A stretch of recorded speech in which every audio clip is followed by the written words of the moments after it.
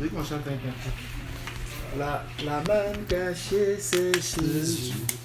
La manne cachée. Manne cachée, c'est Jésus. La manne cachée. La manne cachée, c'est Jésus. La manne cachée. La manne cachée, c'est Jésus. La manne cachée. Jésus. Le bon berger. Le bon berger, c'est Jésus. Le bon berger. Tout-puissant, c'est Jésus. Le tout-puissant. Le tout-puissant, c'est Jésus. Le tout-puissant. Caché, c'est Jésus. La manne cachée. La manne cachée, c'est Jésus. La manne cachée. Le bon berger, c'est Jésus. Le bon berger. Le bon berger, c'est Jésus. Le bon berger. Le pain de vie, c'est Jésus. Le pain de vie. Le pain de vie, c'est Jésus. Le pain de vie. Le roi des rois, c'est Jésus. Le roi des rois. Le roi des rois, c'est Jésus.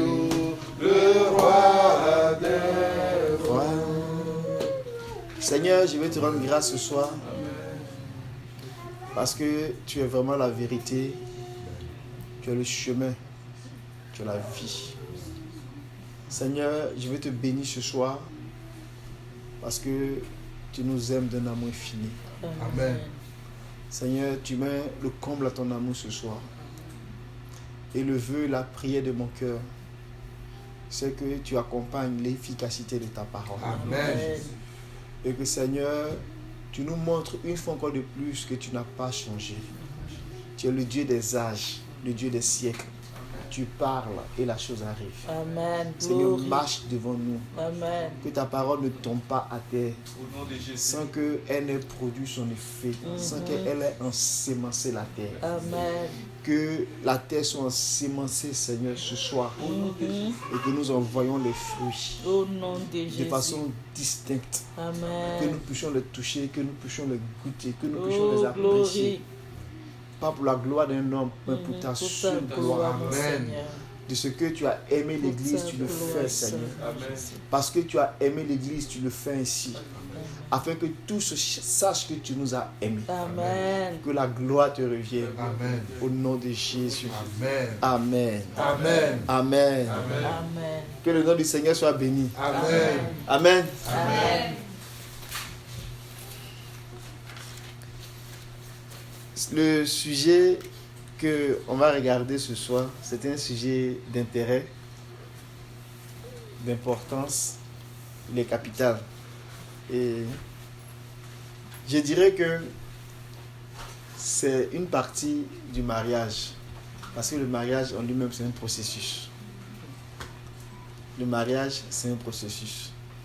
Donc, je ne sais pas comment est-ce qu'on va le formuler, mais on va essayer de donner un nom à ce qu'on veut dire. Et avec les explications, je pense que le Seigneur lui-même va construire l'histoire de son message. Amen. Amen.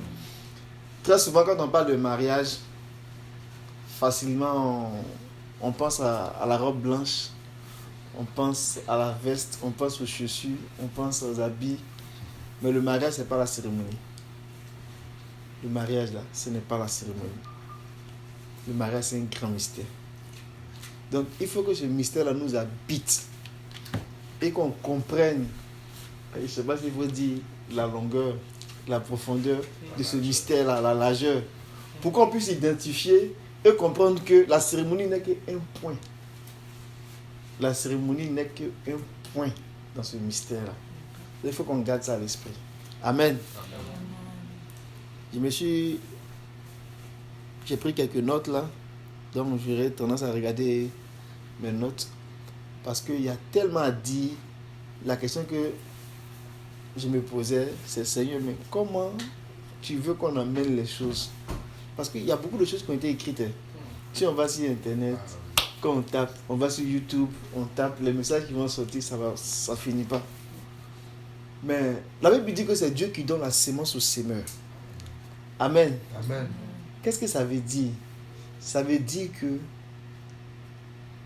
quand tu as une bonne sémence, une sémence de qualité, et que tu la sèmes, ça va donner des fruits de qualité. Amen. Donc, ce qu'on va recevoir, ou bien ce que Dieu doit nous donner comme sémence là, nous on veut que ce soit une sémence de qualité. Amen. Donc quand c'est ensémencé là, ça donne un fruit de qualité. Amen. Amen. C'est ça qu'on veut. On ne veut pas simplement écouter quelque chose et puis bon, ça serait intéressant et puis après on finit, on se salue et puis on s'en va. Non, on veut une sémence de qualité. Une sémence de qualité. Le Seigneur a donné une sémence de qualité à Isaac. Isaac était dans des difficultés et il voulait s'en aller en Égypte.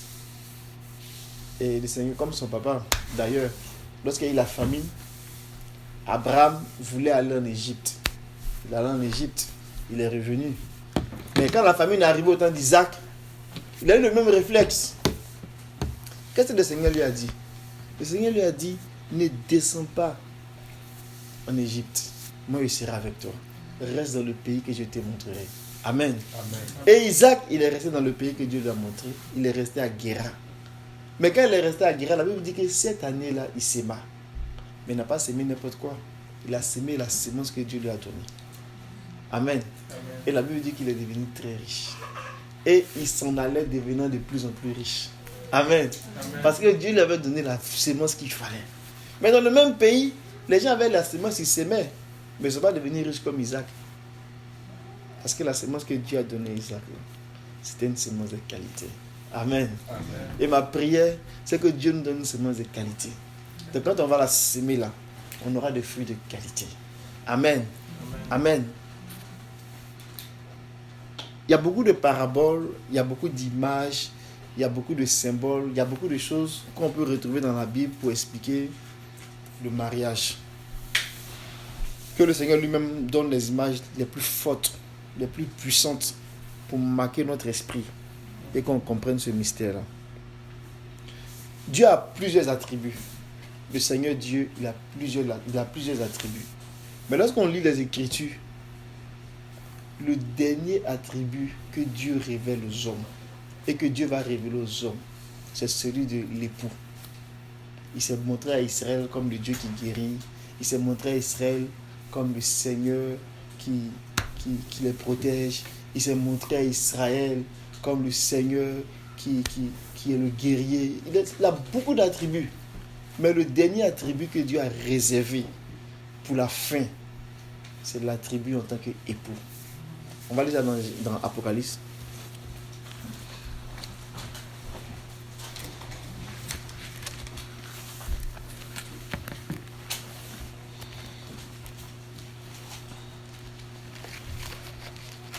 Apocalypse, chapitre 22. On va lire le verset 17. Après, on va lire le verset 20. Ok. Je lis. Apocalypse 22, verset 17. Et l'esprit et l'épouse disent, viens. Et que celui qui entend dise, viens. Et que celui qui a soif vienne. Que celui qui veut prenne de l'eau de la vie gratuitement. Verset 20. Celui qui atteste ces choses dit, oui, je viens bientôt. Amen, viens, Seigneur Jésus. Amen. Amen. Apocalypse est le dernier livre de la Révélation. C'est le dernier livre qui ferme le projet de Dieu pour l'homme. Et dans les derniers passages, dans les derniers versets de la dernière révélation, l'Esprit est la mariée, l'Esprit est l'Église, l'Esprit est l'épouse. Ils sont en train de faire comme une prière pour dire que l'époux vienne. Amen.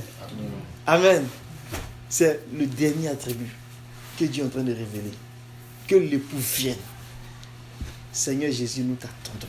Amen. Amen. Donc quand on dit qu'on attend le Seigneur, là, on attend le retour du Seigneur, là, en fait on attend l'époux.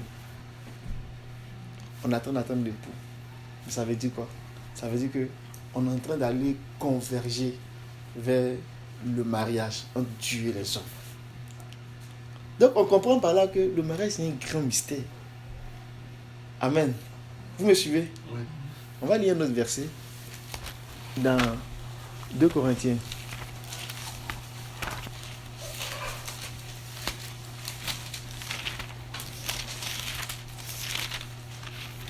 Chapitre 11.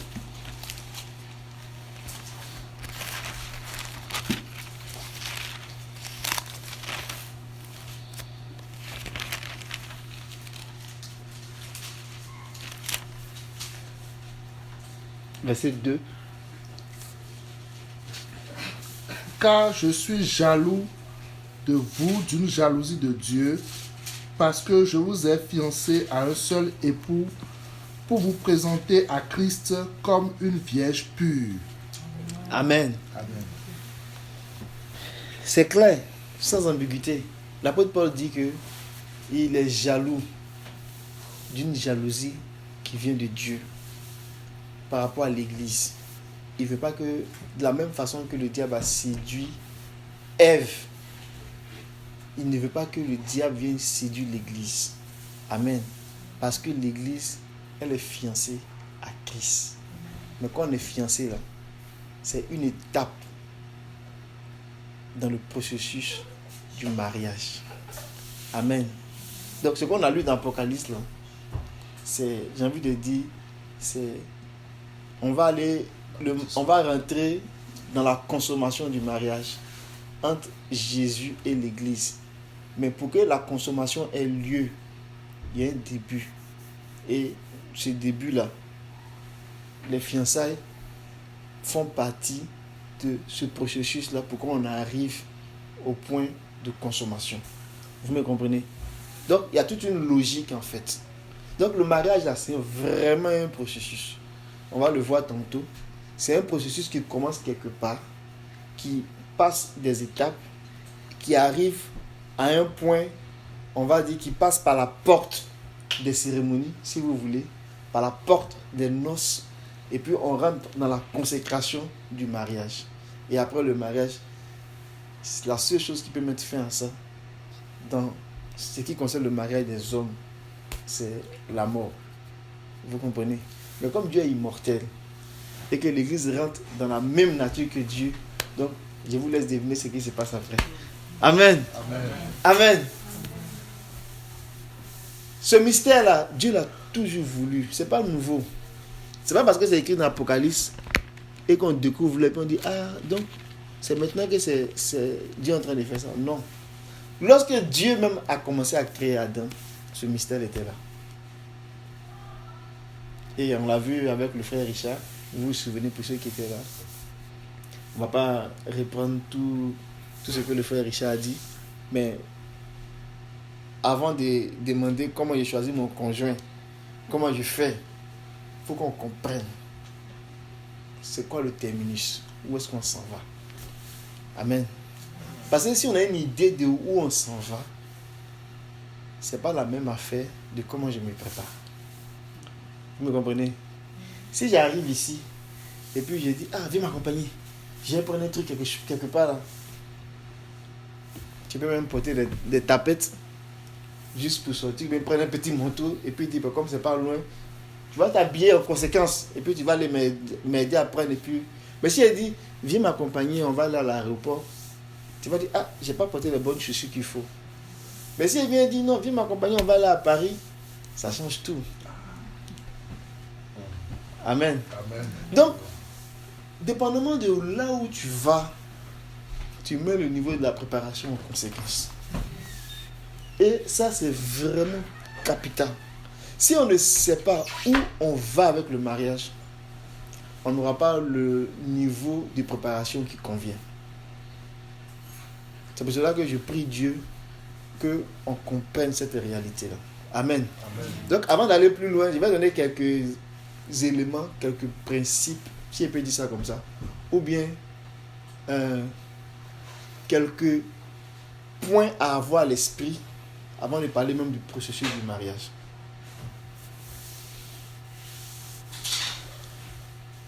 Malheureusement, le diable a commencé à détruire le mariage et ils ont commencé à profaner, à banaliser le mariage. Ils vont dire, ben, c'est quoi le mariage? Le mariage, c'est rien. En France, ils ont créé, je sais pas comment ils appellent ça maintenant. C'est le PAC, non? Le PAX, c'est ça? Ouais. Voilà. En fait, c'est une forme de mariage qui ne dit pas son nom, où les gens sont ensemble, mais c'est pas fort juridiquement comme le mariage que... S'ils appellent ça union civile, en fait, c'est ici. Ok, c'est ça. C'est comme le mariage, mais c'est pas le mariage. C'est ça. C'est-à-dire que ils vont dire que ils disent le vrai mariage, si je peux appeler ça comme ça. Hein. Le mariage qu'on connaît légal, là, qui est bien attaché, là, ils trouvent que c'est trop contraignant. Donc, on va se mettre dans une sorte de relation où c'est pas lien. C'est-à-dire que demain, c'est si fâché. Je n'ai pas ma route, toi, tu prends ta route. Mais ils vont appeler ça aussi mariage. Et puis après, ils vont commencer à faire les marches. Ils vont commencer à se plaindre. Ils vont dire non, on veut avoir les mêmes droits que ceux qui font ça vrai. Là. Mais est-ce que la photocopie peut être égale à la réalité? Amen. D'autres vont aller plus loin. Ils vont dire non, mariage homme-femme. Oh, on peut faire homme-homme. On peut faire femme-femme. Et puis, ça part dans tous les sens. C'est profané. C'est pour cela que j'ai bien aimé quand le frère Richard disait. Il disait que le mariage, c'est pas pour les païens. Quand il m'a dit ça m'a fait réfléchir. Et quand il a commencé à réfléchir, plus je réfléchissais, plus j'étais convaincu que la parole était tellement vraie. Le mariage, c'est pas pour les païens. Même si les païens se marient, le mariage, c'est pas pour eux. Le mariage, c'est pour les gens qui connaissent Dieu. On va le voir tantôt. Pourquoi c'est pour les gens qui connaissent Dieu? Donc, ce n'est pas une affaire de... Les gens font dans le monde, ils se marient, on va à l'église, mais nous aussi, on peut se marier comme le monde se marie, et puis on peut continuer d'aller à l'église, c'est pas grave, ou bien c'est une affaire de... Ça n'a rien à voir avec l'église, c'est une affaire de projet personnel, ça n'a rien à voir avec ça. Le mariage, c'est même pas pour le monde. Le mariage, là, c'est quelque chose qui appartient à Dieu. Et puis Dieu nous a fait la grâce pour nous associer un peu à cette chose-là. Pour qu'on puisse apprécier c'est quoi la beauté du mariage. Mais c'est même pas pour les hommes. Vous me comprenez? C'est pour Dieu lui-même. Mais Dieu nous fait participer un peu à ça. Pour qu'on comprenne la profondeur et le mystère qui est dans le mariage. On va lire un autre verset avant d'aller dans les principes là. Oui, peut-être qu'il a commencé avec les principes comme ça. Hein. Regardons à Éphésiens. Je vous ai dit tantôt que le mariage, ça n'a pas commencé avec Apocalypse là. Le dernier attribut que Dieu est en train de révéler, Dieu a commencé avec ça depuis la Genèse, mais Dieu l'a caché. Il a montré plusieurs attributs, mais il a réservé le dernier attribut en tant qu'époux là, pour les choses de la fin. Éphésiens 5.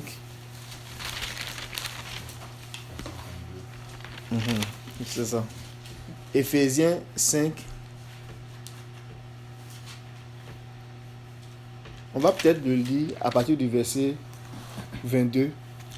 Mais moi, le point qui m'intéresse ici, c'est le verset 32. On va lire ça et puis... Ça va nous donner... Ouais, c'est ça. Okay. Éphésiens 5, verset 22. Femmes, soyez soumises à vos maris comme au Seigneur, car le mari est le chef de la femme, comme Christ est le chef de l'Église, qui est son corps et dont il est le sauveur.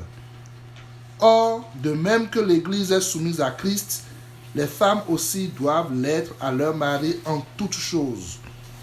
Marie, aimez vos femmes comme Christ a aimé l'Église et s'est livré lui-même pour elle, afin de la sanctifier par la parole, après l'avoir purifiée par le baptême d'eau, afin de la faire paraître devant lui comme cette Église glorieuse, sans tache, ni ride, ni rien de semblable, mais sainte et irrépréhensible. C'est ainsi que les maris doivent aimer leurs femmes comme leur propre corps. Celui qui aime sa femme s'aime lui-même, car jamais personne n'a haï sa propre chair, mais il la nourrit et en prend soin, comme Christ le fait pour l'Église. Parce que nous sommes membres de son corps, c'est pourquoi l'homme quittera son père et sa mère et s'attachera à sa femme, et les deux deviendront une seule chair. Verset 32. Ce mystère est grand. Je dis cela par rapport à Christ et à l'Église. Du reste, que chacun de vous aime sa femme comme lui-même, et que la femme respecte son mari. Amen.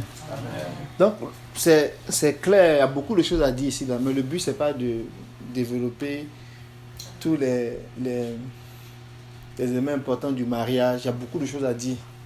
Mais je voulais vous expliquer un fait que le mariage, c'est un mystère. C'est un grand mystère. Et c'est là que Paul dit, il y a un grand mystère dans le mariage. Il dit, je dis, moi qui se rapporte au Christ et à l'Église. Amen. Donc, il y a un grand mystère dans le mariage qui concerne l'Église, qui concerne l'épouse et l'époux, qui concerne la mariée et le marié. Jean-Baptiste l'a dit, il est content parce que celui qui a la mariée, c'est le marié. Amen. On va dire, mais Jean-Baptiste n'a rien dit, c'est normal. Mais c'est un prophète. Amen. Il est en train de dire que l'Église appartient au Seigneur. Amen. Mais ce que Paul est en train de dire ici, en disant que l'homme quittera son père et sa mère s'attachera à sa femme, Dieu a dit ça avec Adam dès le début. Vous comprenez? Bon, au moment où Dieu disait ça à Adam, au moment où Dieu parlait à Adam, Adam était comme en train de faire quelque chose qui annonçait le plan de Dieu. Vous me suivez? On va retourner dans Genèse, vous allez voir. Dans Genèse chapitre 2, verset 22. Genèse chapitre 2, verset 22. L'Éternel Dieu forma une femme de la côte qu'il avait prise de l'homme et il l'amena vers l'homme. Verset 22. Tu peux continuer. Et l'homme dit, voici cette fois celle qui est l'os de mes os et chair de ma chair. On l'appellera femme parce qu'elle a été prise de l'homme. C'est pourquoi l'homme quittera son père et sa mère et s'attachera à sa femme et ils deviendront une seule chair. Amen. Mais entre Genèse et puis Éphésiens, là, il y a beaucoup d'années. C'est long. Mais Paul, il revient, je relis encore, il dit, c'est pourquoi, verset 31 de Éphésiens 5, là, il dit, c'est pourquoi l'homme quittera son père et sa mère, s'attachera à sa femme, et les deux deviendront une seule chair. Mais au verset 30, il dit, parce que nous faisons partie de son corps. Dans certaines versions, on dit, os de ses os, chair de sa chair. Il allait prendre exactement ce qu'il a dit dans Genèse, là. Et puis il vient dire qu'au moment où ça s'est passé, là, Dieu, il voyait l'église, en fait. Et il tire la conclusion pour dire, il y a vraiment un grand mystère. Il y a vraiment un grand mystère. Que Dieu est en train de parler de comment lui, il va se réunir. Comment lui, il va rentrer en alliance avec les hommes. On va revenir sur cet aspect-là avec une image pour que vous puissiez bien comprendre. Donc, avant d'aller plus loin, là, il faut qu'on comprenne que le mariage, c'est vraiment un très grand mystère. Et ce qu'on entend par mystère, ça veut dire un plan secret, un plan qui est caché. Mais quelque chose que Dieu a caché depuis toujours, que Dieu a protégé. Parce que c'est comme un grand trésor. Et il nous a donné de connaître un peu ce trésor à travers une image. c'est-à-dire à travers le mariage physique que nous on peut faire sur la terre ici. Mais en faisant le mariage physique là, de l'homme et la femme, on est en train de, c'est comme si on est en train de sonder un grand mystère que Dieu a caché. Vous comprenez? Ça, c'est pas une affaire des hommes, c'est une affaire de Dieu. Quelque chose que Dieu veut, mais qu'il a toujours caché. Et il nous fait participer à cette chose-là. Donc quand l'homme et la femme se mettent ensemble, c'est comme si on rentre dans le conseil de Dieu et puis on veut comprendre pourquoi même Dieu même tu fais ça. Qu'est-ce que tu veux? Est-ce que vous me comprenez? Donc ce n'est pas une simple affaire de j'ai envie de me marier. Ça là, c'est un niveau de... Tu peux dire tu dis j'ai envie de me marier, c'est normal, tu te maries, tu vis. Mais c'est pas ça seulement que Dieu t'a appelé. C'est plus fort que ça. Ça cache un mystère. Et quand tes yeux s'ouvrent sur ce mystère-là, et que tu es dans le mariage, c'est différent que lorsque tes yeux sont fermés sur ce mystère et que tu es dans le mariage. Est-ce que vous me comprenez? Si tes yeux sont fermés sur ce mystère-là, si tes yeux sont voilés par rapport à ce mystère que tu es dans le mariage, tu ne vas pas connaître la plénitude du mariage comme tu dois le connaître. C'est la raison pour laquelle les gens qui ont le visage voilé et qui sont dans le mariage, ils peuvent facilement divorcer. Ou bien plus facilement faire des chicanes. Ou bien plus facilement banaliser le mariage. Ou bien profaner le mariage. Parce qu'ils ont le visage voilé. Et ils sont dans le mariage. Mais quand tu es dans le mariage et puis le Seigneur enlève le voile, ton attitude change. Donc ce qui est important pour nous là, que Dieu enlève le voile. Et ça sera encore plus glorieux lorsque Dieu enlève le voile avant même que tu ne rentres dans le mariage. Amen. Et quand Dieu enlève le voile et que tu rentres dans le mariage, tu vois le mystère face à face. Amen. Et puis, tu jouis du mystère là, comme si... la façon dont tu vis ce mystère là, tu ne le vis pas comme quelqu'un qui vit sans l'avoir connu. Vous êtes vraiment différents. Amen. Amen. Que Dieu nous fasse grâce. Amen. Et qu'on rentre dans ce mystère-là. Amen.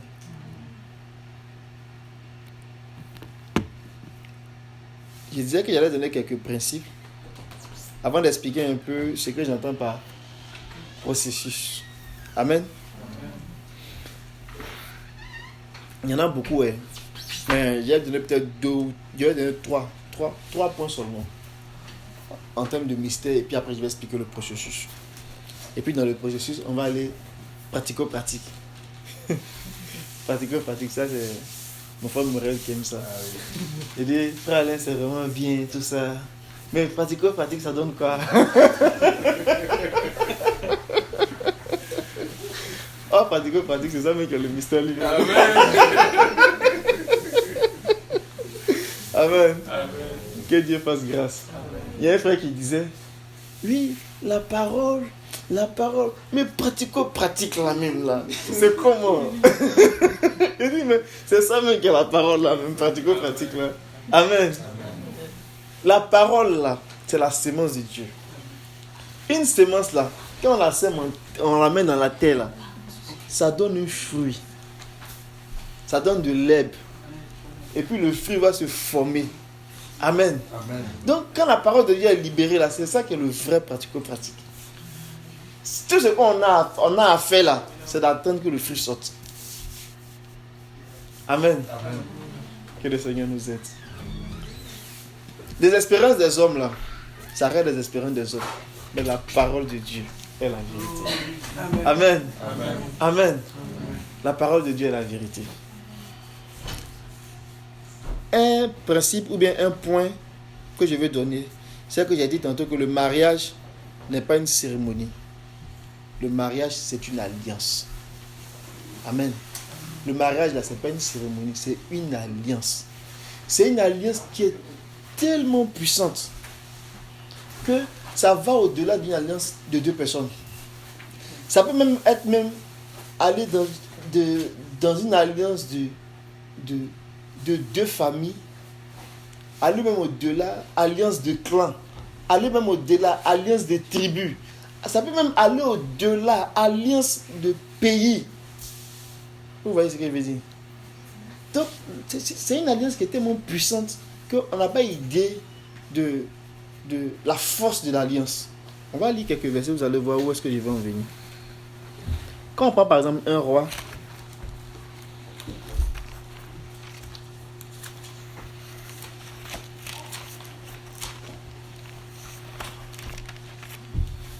chapitre 1, verset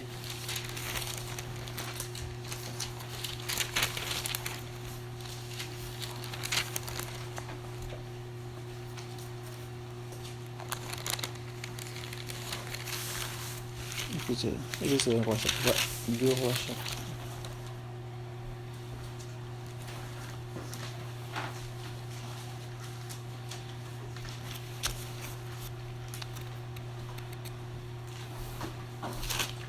Parce que j'ai pas noté la bonne référence. C'est pas 1 roi chapitre 3. C'est chapitre 3, verset.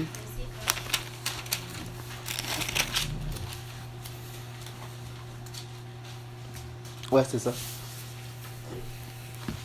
1 roi chapitre 3, verset 1. Et tu peux lire s'il te plaît. Salomon s'allia par mariage avec Pharaon, roi d'Égypte. Il prit pour femme la fille de Pharaon et il l'amena dans la ville de David jusqu'à ce qu'il eût achevé de bâtir sa maison, la maison de l'Éternel et le mur d'enceinte de Jérusalem. Amen. Amen. Salomon pouvait prendre une simple femme dans Israël. Et puis l'alliance allait rester peut-être, si sa femme était de la tribu de son papa, de Juda, ça allait comme rester dans l'alliance. Mais il allait prendre une femme égyptienne. Mais il est rentré en alliance avec un peuple du simple fait du mariage.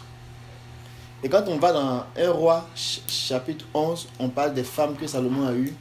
La Bible dit que pour chacune des femmes avec lesquelles il est allé, il est rentré en alliance avec ces peuples-là. Donc, le mariage là, c'est pas une cérémonie, c'est une alliance. Et l'alliance peut être tellement puissante, ça peut mettre des nations en, comment dirais-je, en alliance, des nations c'est ça, en union. C'est la raison pour laquelle le Seigneur il défendait les enfants d'Israël de ne pas mélanger la descendance de la race sainte avec les autres nations, parce que par alliance de mariage, pour ne pas que les choses de Dieu soient profanées. Donc c'est vraiment important d'avoir l'esprit que ce n'est pas une simple union. Ça peut nous amener à faire des alliances, même des alliances de pays, de puissance, de royaume. Donc ça c'est quelque chose qui est très important. C'est une alliance qui est tellement forte, c'est une alliance qui est tellement puissante, il n'y a pas quelque chose qui peut venir arrêter ça. On va aller dans Romains chapitre 7.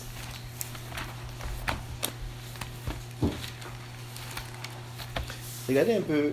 La Bible dit que le dernier ennemi qui doit être vaincu, c'est La mort. C'est la mort. Le dernier ennemi de l'homme qui doit être vaincu, c'est la mort.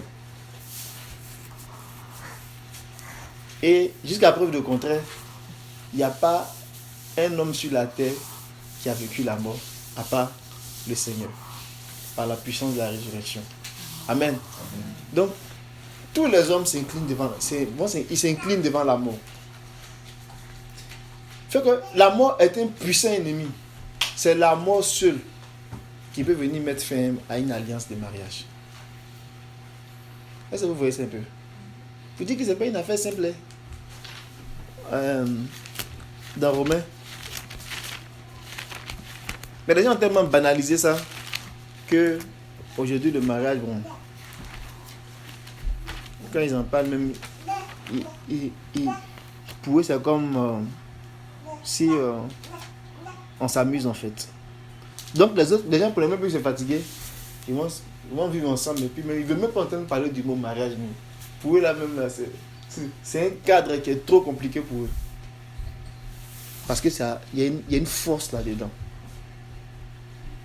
À partir du verset 1 au verset 2. Ok, Romains 7. Ignorez-vous, frères, car je parle à des gens qui connaissent la loi, que la loi exerce son pouvoir sur l'homme aussi longtemps qu'il vit. Verset 2. Ainsi, une femme mariée est liée par la loi à son mari tant qu'il est vivant. Mais si le mari meurt, elle est dégagée de la loi qui la liait à son mari. Amen. Et c'est valable aussi pour l'homme. la femme, le vice-versa. Amen. Pour l'homme aussi. Donc, Paul est en train de dire que si nous sommes des hommes ou des femmes, si nous connaissons la loi, nous devons savoir que la seule chose qui peut venir arrêter une alliance, c'est la mort. Donc, tant que l'homme et la femme vivent, ils sont liés par cette alliance-là. S'ils se sont mariés, ils sont liés par cette alliance-là. Pour que tu puisses te dégager des liens de l'alliance-là, c'est la mort seule qui peut dégager des liens de l'alliance. Ça veut dire que pour qu'un homme qui est marié puisse se remarier, c'est la mort qui doit venir enlever les liens. Ou bien la femme, c'est la mort qui doit venir enlever les liens. C'est fort quand même, comme alliance. Vous comprenez? C'est vraiment fort comme alliance. C'est pour cela que le Seigneur il dit dans Matthieu 19, verset 6. Donc, quand tu vois les choses comme ça, on doit comprendre que ce n'est pas une alliance dans laquelle on rentre avec légèreté. Vous me comprenez?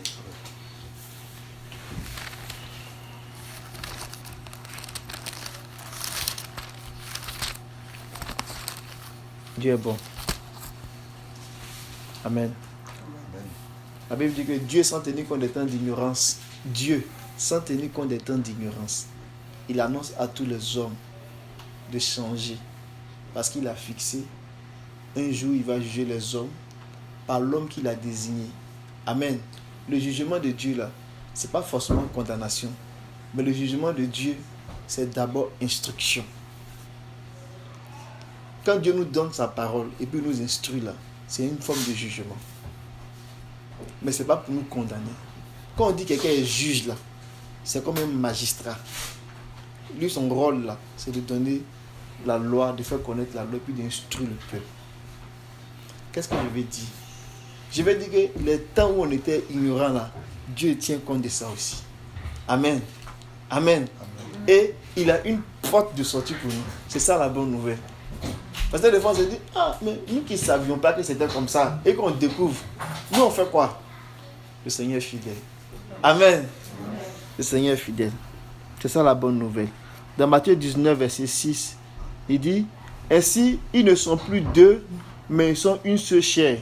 Que l'homme ne sépare pas ce que Dieu a uni. Amen.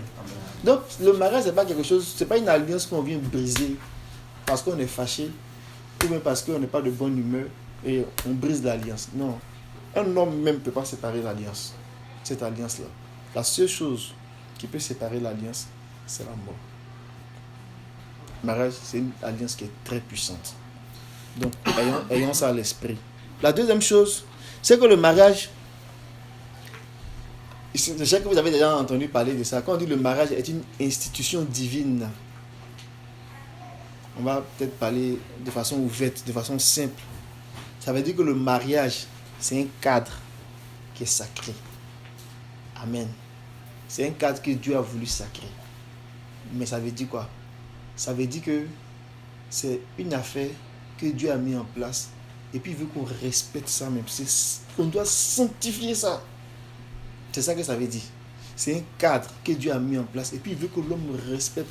C'est comme si on allumait le feu ici et puis ça brûle. Quand tu passes à côté, puis tu vois que c'est le feu là. Tu regardes ça, tu passes autour, tu fais attention à ça. C'est un cadre que Dieu veut que l'homme sanctifie. Donc on dit que le mariage est une institution divine. Comprenons par là que le mariage, c'est un cadre que Dieu a mis là et que Dieu a sanctifié. On va lire un verset juste pour donner un exemple en fait. Quand Dieu voulait montrer un peu à Israël pourquoi c'est un cadre qu'on doit sanctifier. Dans Lévitique 20, verset 10.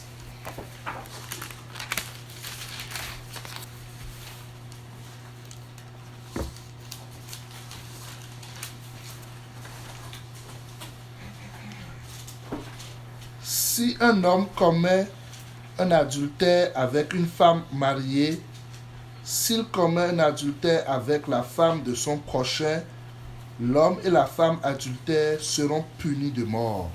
Amen. Amen. Ça là, si tu affiches ça dans la rue de Québec ici là, ils vont dire non, tu es un extrémiste. Ils vont te traiter de tous les noms. Mais en réalité, c'est ça que Dieu veut. Il dit le mariage là, c'est un cadre que lui veut que ça soit un cadre sanctifié, un cadre pur, un cadre qu'on respecte.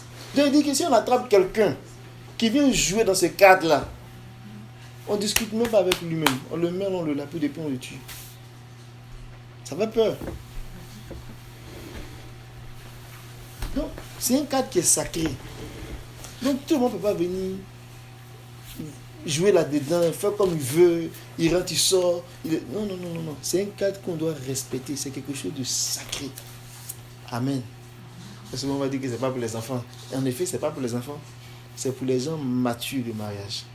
C'est pour les gens qui peuvent apprécier le caractère sacré de la chose. Le mariage est vraiment sacré. Amen.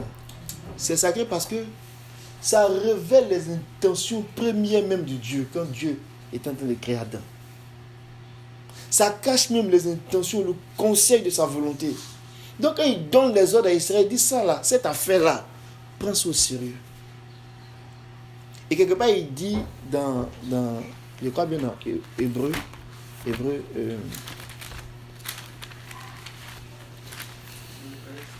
Hébreu 13, verset 4, non?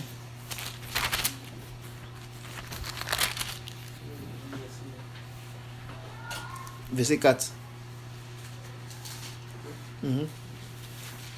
Que le mariage soit honoré de tous. Hébreu 13, verset 4. Que le mariage soit honoré de tous. Le lit conjugal exempt de souillure. Dieu jugera ceux qui se livrent à l'inconduite sexuelle et à l'adultère. Amen. Donc c'est un cadre qui est sacré et Dieu veut qu'on respecte ce cadre-là. Mais aujourd'hui, les gens ne veulent pas parler de mariage. Pourquoi? Parce qu'ils veulent qu'on brise le cadre. Vous me comprenez? Parce que s'il y a un cadre qui est sacré, qu'on doit respecter, ça devient trop sérieux. Parce qu'on ne peut pas faire ce qu'on veut. Donc, il faut qu'on brise le cadre. Comme il n'y a plus de cadre, nous tous on a la même chose. Et puis, il n'y a plus de loi. On fait ce qu'on veut. Là, on fait comme les animaux. Là. Et un animal, il se balade, il rencontre son ami animal, il fait ce qu'il a envie de faire, et puis, il s'oublie, il va rencontrer un autre animal quelque part là-bas. Non, ça là, c'est pas ce que Dieu veut. Dieu veut que le mariage soit un cadre sacré. Amen. Et qu'on le respecte. C'est vraiment important. Si on ne comprend pas que le mariage c'est un cadre sacré, là, on n'a pas de crainte. Puis on dit, on regarde à gauche, on regarde à droite. Comme on ne m'a pas vu, j'ai fait. On ne t'a pas vu. Mais si tu comprends que le cadre est sacré, là, Dieu lui te voit. Amen. Donc, comprenons que le mariage, c'est un cadre sacré. C'est vraiment un cadre sacré. Je vais donner un troisième point avant de parler du processus. Et c'est ce point-là que j'ai commencé à expliquer au début, quand j'ai parlé de Adam. Mais suivez-moi très bien. Là où je vais rentrer, là, suivez-moi très bien.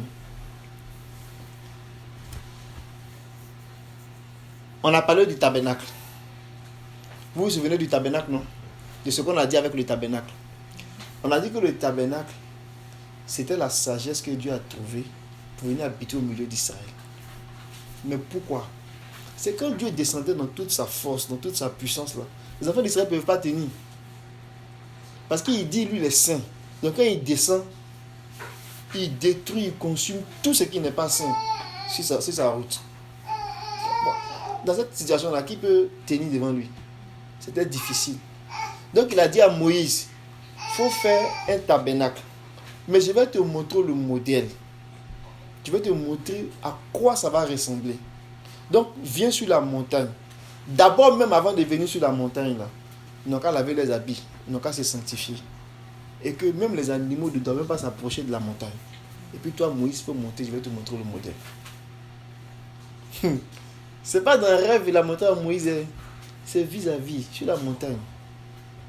Et quand il a appelé Moïse, il lui a montré, puis il dit, aie soin de faire d'après le modèle. Pourquoi? Parce que c'était le modèle que Moïse devait reproduire pour que Dieu vienne habiter au milieu d'eux. Vous voyez un peu? C'était pas rien. Moïse n'avait pas droit à l'erreur. Il devait faire exactement comme Dieu lui a montré sur la montagne. Et c'est ça le tabernacle. Quand Moïse a fini de faire le tabernacle, la Bible dit que il a donné les consignes. Ils ont fini, les gens qui l'ont aidé à construire, quand ils ont fini, la Bible dit que Moïse inspectait pour voir si c'était conforme à ce qu'il avait vu sur la montagne. Quand il a vu que c'était conforme, Dieu maintenant a approuvé et puis il a béni le tabernacle. Amen. Et donc la nuée qui a commencé à les accompagner depuis la sortie de l'Égypte là, est restée sur le tabernacle pendant tout le reste du voyage. Donc la conformité au modèle là, c'est vraiment important. Il dit, aie soin, Moïse, aie soin de faire d'après le modèle. Amen. Amen. Donc quand on est en train de parler de mariage là, il y a un modèle en fait qui est au ciel. Vous me comprenez? De la même façon que Moïse a vu le tabernacle là, il y a un modèle qui est au ciel. Il y a un modèle du mariage qui est au ciel.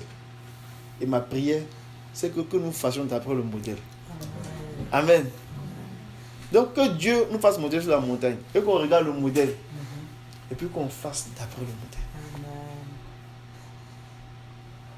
Celui qui va se marier qui n'a pas fait d'après le modèle. Parce que le mariage là, il tient sa structure, il tient son fondement, il tient sa puissance de ce qui est au ciel. C'est ça qu'on a dit, non? C'était le plan caché de Dieu. Donc ce qui est au ciel là, c'est ça qui a donné le fait qu'on parle de mariage sur la terre. Dans ce modèle qui est au ciel là, Dieu veut qu'on le regarde et qu'on fasse d'après le modèle. Donc tout mariage qui ne sera pas fait d'après le modèle n'a pas l'approbation de Dieu. Donc avant de dire mon conjoint, comment il sera, ma conjointe, comment elle sera, ça c'est secondaire. C'est de s'assurer qu'on fait d'après le modèle. Peut-être ton conjoint il peut être bien, il peut avoir tous les critères que tu veux, mais si tu ne fais pas d'après le modèle, est-ce que ton mariage ça vaut comme ça doit valoir devant aux yeux du Seigneur? Non. Donc, aie soin de faire d'après le modèle. Aie soin de faire d'après le modèle. Parce qu'en réalité, ce tabernacle que Moïse a vu là, en réalité là, c'est la femme de l'agneau. On va lire ça, vous allez voir. Regardons dans Hébreu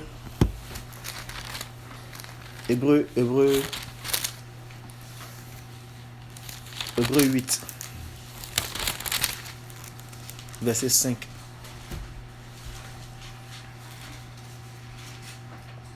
Tu peux lire dans la version. Okay. Hébreu 8, verset 5. Lesquels célèbrent un culte. Tu vas commencer à partir du verset 4. Verset 4. S'il était sur la terre, il ne serait pas même sacrificateur, puisque là sont ceux qui présentent les offrandes selon la loi, lesquels célèbrent un culte, image et ombre des choses célestes, selon que Moïse en fut divinement averti lorsqu'il allait construire le tabernacle. Aie soin, nous dit-il, de faire d'après le modèle qui t'a été montré sur la montagne. Amen. Amen. Il dit que ce que Moïse a fait sur le temple, le tabernacle que Moïse a construit là, c'était un tabernacle image de ce qui est le vrai tabernacle qui est céleste. Donc il dit, comme Moïse l'a fait là, Moïse a fait d'après le modèle. Donc on disait à Moïse, aie soin de faire d'après le modèle. Donc le modèle que Moïse regardait était le vrai tabernacle. Amen. Amen. C'était le vrai tabernacle. Mais ce tabernacle que Moïse regardait là, qui était au ciel là, Jean l'a vu. Regardez dans Apocalypse 21. Apocalypse 21, verset 2 à 3. On va lire 2 à 3 et après, on va aller au verset 9 à 10. Apocalypse 21, 2 à 3. Et je vis descendre du ciel d'auprès de Dieu la ville sainte, la nouvelle Jérusalem, préparée comme une épouse qui s'est parée pour son époux. Et j'entendis du trône une voix forte qui disait: Voici le tabernacle de Dieu avec les hommes. Il habitera avec eux, et ils seront son peuple, et Dieu lui-même sera avec eux. Verset 9. Vas-y, verset 9. Puis un des 7 anges qui tenait les 7 coupes remplies des 7 derniers seaux vint, et il m'adressa la parole en disant: Viens, je te montrerai l'épouse, la femme de l'agneau. Verset 10. Et il me transporta en esprit sur une grande et haute montagne. Je continue. Et Bon. Sur une grande et haute montagne, tu peux continuer. Et il me montra la ville sainte, Jérusalem, qui descendait du ciel d'auprès de Dieu. On peut s'arrêter là. Amen. Amen. On va revenir un peu sur la séquence des choses. Il y a beaucoup de versets et puis il y a pas. On va attacher le fil. Au verset 2, il dit: Je vis descendre du ciel. Amen.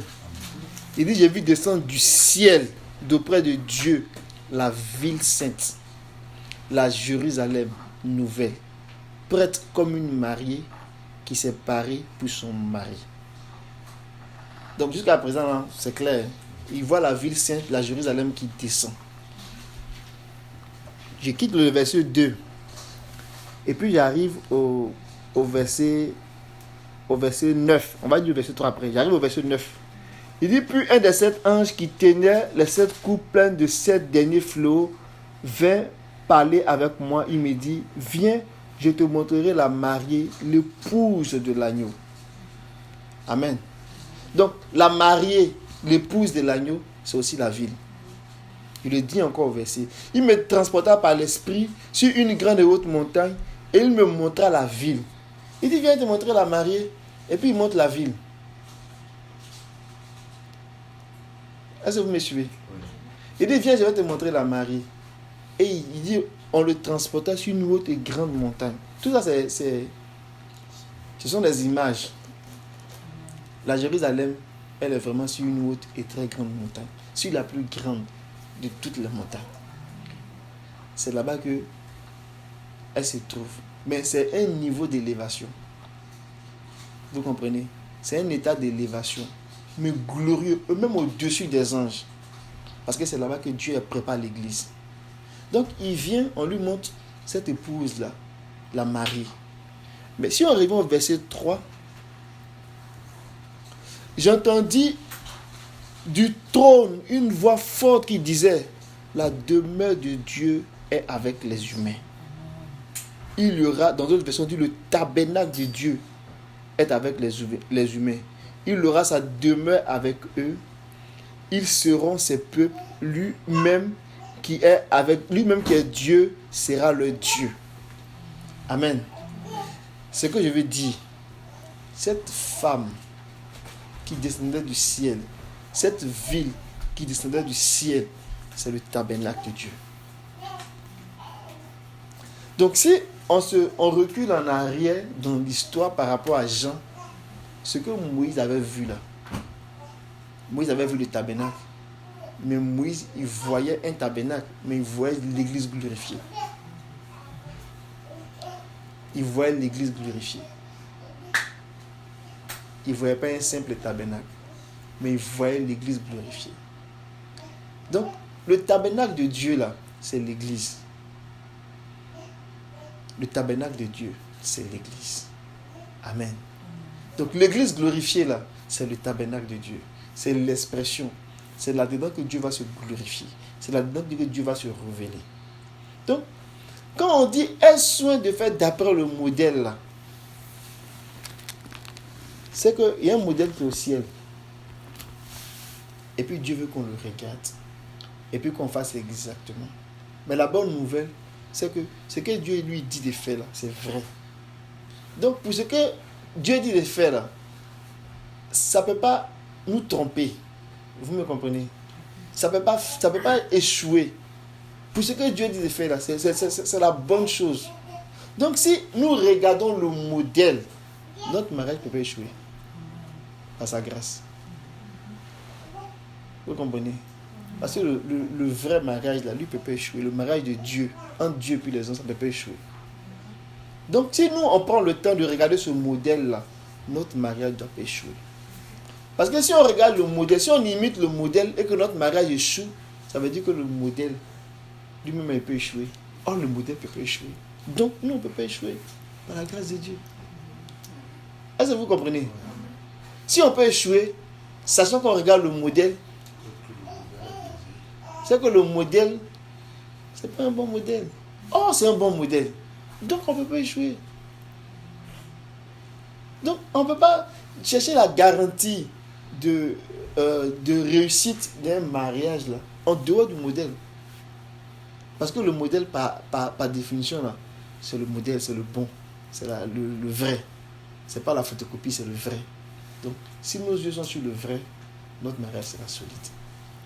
Donc, ayons soin de faire d'après le modèle. Amen. Amen. Je vais peut-être terminer pour qu'on puisse avoir les questions et puis les images que le Seigneur mettra sur le cœur de certains aussi, les paroles, pour compléter. Terminer mon propos en donnant, présentant le mariage comme un processus. Donc pendant qu'on sera en train de parler de ça, gardez à l'esprit ces 2-3 principes que j'ai donnés là. Le mariage, c'est pas la cérémonie, c'est une alliance très forte. Le mariage, c'est un cadre qui est sacré. Et il faut qu'on fasse en ayant soin du modèle.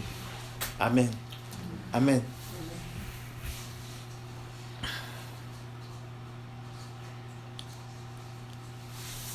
Une idée qui me venait à l'esprit, en ayant soin du modèle, peut-être que je vais la donner ça, ce point-là.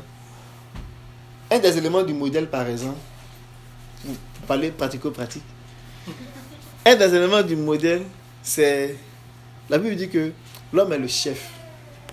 L'homme est le chef de la femme. Est-ce que ça scandalise quelqu'un ici? Si ça scandalise quelqu'un, on va expliquer.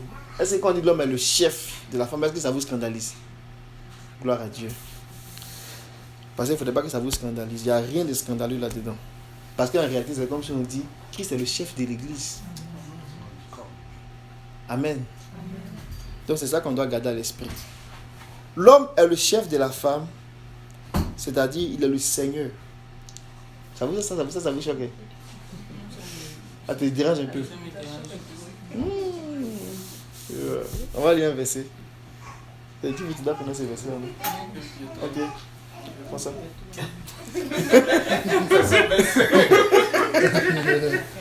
Dis-moi connaître le verset. Non, moi, va lire. Et puis.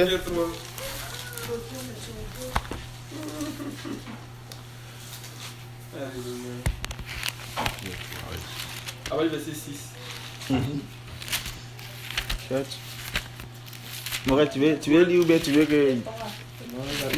On va laisser Morel lire. 1 Pierre 3, verset 6. Morel est trop humble. Comment il peut être Seigneur?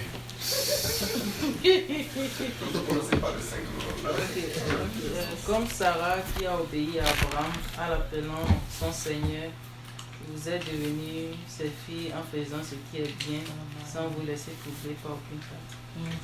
Alléluia. C'est sur l'autorité de cette parole-là qu'on dit que l'homme est comme le Seigneur dans sa maison. Parce qu'il est comme Christ en fait. Il est l'image de Christ dans la maison. Et puis la femme, elle est l'image de l'Église. Quand on entre aussi pleinement dans les Écritures, on sait en fait qu'il y a un modèle qui est établi et le modèle c'est comme dans le ciel. Il y a aussi cette parole qui dit au fait que à un moment donné, c'est plus une question de homme ou de femme. C'est-à-dire l'esprit n'a pas de sexe. Donc je me dis à quel niveau on situe ça aussi par rapport à le fait que l'homme est Seigneur en fait. Ok. Quand on dit l'homme est le Seigneur, là on est encore dans la réalité de la première création. Et donc nous on se retrouve à quel niveau? Nous. Parce qu'on doit tendre vers la perfection. Tu regardes ça, et puis on va revenir là-dessus. Sur à quel niveau on se retrouve. On va prendre l'autorité de cette parole-là pour dire que l'homme est le Seigneur. Comme le Seigneur de l'Église, l'homme est le Seigneur de sa femme. Et ici, il est en train de montrer que la femme doit être soumise à son mari, comme Sarah, qui est comme considérée comme la mère des mères. Elle était tellement soumise, elle appelait Abraham même son Seigneur. Donc Paul et Pierre étaient en train d'encourager ici les femmes à cette vertu-là. Mais après ta question, on va essayer de voir, quand on dit il n'y a ni femme, ni homme, ni femme, ni esclave, ni... Qu'est-ce que ça veut dire? On va répondre à cette question. Ça, c'est par exemple un élément, quand on dit fait selon le modèle là, c'est un exemple de principe qu'il faut avoir à l'esprit. Mais en même temps, quand on dit il est le Seigneur, on dit que il est le Seigneur qui porte la charge, qui donne sa vie. Amen. C'est pas un Seigneur qui vient croiser ses pieds. Et puis il est couché, il met ça sur la table, et puis lui, on le sert tous les jours. Même on met la nourriture dans sa bouche, et puis on prend le cuidin pour enlever un de ses dents. C'est pas de ça qu'on parle. On parle d'un Seigneur qui sert. Amen. Qui donne sa vie, qui porte la charge. Il dit, voici mon dos, mettez la charge dessus, je vais transporter. C'est de ce Seigneur-là qu'on parle. Amen. Et ça, c'est un modèle puissant. Donc souvent, nous les hommes, quand c'est chaud, et puis on veut se décourager, c'est toujours nous, on doit appeler en offrant. Souvenons-nous qu'on est le Seigneur qui porte la charge. Amen. On n'est pas le Seigneur qui croise des pieds, puis qui est assis dans son salon, qui lit le journal. Et puis à qui on donne la nourriture, et puis à qui on vient enlever la nourriture dans les dents avec le cuidin. Non. On peut faire ça aussi. Mais il faut qu'on comprenne qu'on porte la charge. Amen. Il a donné un modèle, par exemple, de la femme. On dit que la femme est une aide pour l'homme. Mais ça ne veut pas dire que la femme, je failli dire comme Abigail, est une serviteuse. Ça ne veut pas dire que la femme est une serviteuse. Ça, c'est Abigail, ça. Ça ne veut pas dire que la femme, elle est là et puis elle est au service, c'est elle qui doit faire tout. Non. La Bible dit que la femme est une aide. Mais en même temps, la Bible dit aussi que la femme est la gloire de l'homme. Amen. Donc, il y a un jeu d'équilibre là qu'on doit comprendre. C'est vraiment important. C'est vraiment important. On ne voit pas la femme comme c'est ma petite soeur, c'est mon aide. Elle, c'est elle qui fait tous les boulots qu'on n'a pas envie de faire. Et puis elle est là, elle travaille. Vous êtes plutôt au travail, vous êtes arrivé, tout le monde est fatigué. Tu sais que c'est la femme, mais toi, tu n'as pas de responsabilité. Parce que ce n'est pas ta bonne en griffe. Amen. Elle est une aide, mais il faut qu'on comprenne, nous les hommes, qu'elle est une aide, mais elle est aussi notre gloire. Comme l'église est la gloire de Dieu. Amen. Donc ce modèle-là, il est là. Si on ouvre bien les yeux et qu'on fait d'après le modèle, il n'y a pas de problème. Ça tient. Amen. Donc on dit, elles sont des faits d'après le modèle là. Ce sont des affaires comme ça là qu'il faut qu'on comprenne. Il y a beaucoup, mais et j'ai envie de dire, jusqu'à présent, il a parlé du mariage. Il n'y a même pas encore parlé même de comment la fiancée, comment le fiancé doit se tenir, comment on doit faire. Il n'y a même pas parlé de tout ça. Ici, dans le mariage. Pourquoi je veux qu'on comprenne qu'est-ce que ça implique, de manière à ce que quand on se pose la question du choix, de la manière, on vient avec toute l'attention, tout le sérieux qui vient avec. On ne doit pas se tromper. On n'a pas de droit à l'erreur. Souvent on va se dire, non, on a le droit à l'erreur, c'est pas grave, dans la vie on se trompe. Ça là, c'est un grand mystère. Tu ne dois pas te tromper. Tu ne dois pas penser à la légère, parce que c'est un grand mystère. Si tu penses à la légère, tu vas avoir beaucoup de problèmes. Et puis ça sera une souffrance de 38 ans. Gratuit. Amen. La souffrance de 38 ans, c'est que ça, non? dans le désert avec 40 ans. La sera une souffrance de 38 ans. Oh, nous, on ne veut pas vivre une souffrance de 38 ans. Que Dieu nous garde de ça. Amen. Si je rentre dans le processus là, c'est une image que je me fais pour que vous puissiez aussi comprendre. Quand je pense à ça, je pense à quoi au mariage. Je vois le mariage comme un processus. Ça veut dire que ça se fait pas, c'est pas un événement ponctuel. C'est pas un certain samedi de novembre ou bien de ensoleillé en été quelque part à la plage ou bien dans un coin chic. Non, c'est pas ça le mariage. C'est un processus. Un certain samedi là, c'est un point dans le processus. Amen. Donc ce processus là, il va commencer quelque part. Mais ce processus là, ça peut être c'est un processus qu'on doit comprendre qui est comme un processus de détachement. Là, je suis en train de parler un français bizarre là, je vais essayer de m'expliquer. Un processus de détachement vers un processus d'attachement. Mais détacher quoi? Quand on dit qu'il quittera son père et sa mère, là, donc tu vas te détacher de quelque chose et puis tu vas t'attacher à quelque chose. Tu vas te détacher de quelqu'un, mais de ta famille, de ton père, de ta mère, de ta maison, de la maison de ton père, pour aller t'attacher à ta femme. Donc tu es dans un processus. Ce qui va faire que quand le processus sera déclenché, tes habitudes vont changer. Tes habitudes vont commencer à changer. Peut-être qu'avant, c'est toi qui étais toujours à la maison, mais quand tu vas rentrer dans ce processus-là, et que tu as commencé à voir Ève, tout le temps tu es chez Ève, tu rentres un peu tard, le processus a commencé. On n'arrive plus à te maîtriser. Mais quand tu as vu Adam, c'est compliqué, on n'arrive pas à te canaliser. Toujours tu es chez Adam, parce que le processus a commencé. Pour les femmes, ce processus, c'est un processus en fait qui peut être vu comme le changement d'autorité. C'est-à-dire que je prends par exemple l'exemple de Ida. Quand ça va commencer, papa doit commencer à comprendre qu'il y a un processus de transfert d'autorité qui va se faire. Donc toute l'autorité que tu as sur Ida là, tu vas commencer à perdre ça progressivement. Et pendant que l'autorité de le Adam de Ida va commencer à avoir l'autorité sur, jusqu'à ce qu'à un moment donné, tu lui transfères toute l'autorité. Et le jour où ça s'est passé, là, c'est quand, si ça s'est fait dans les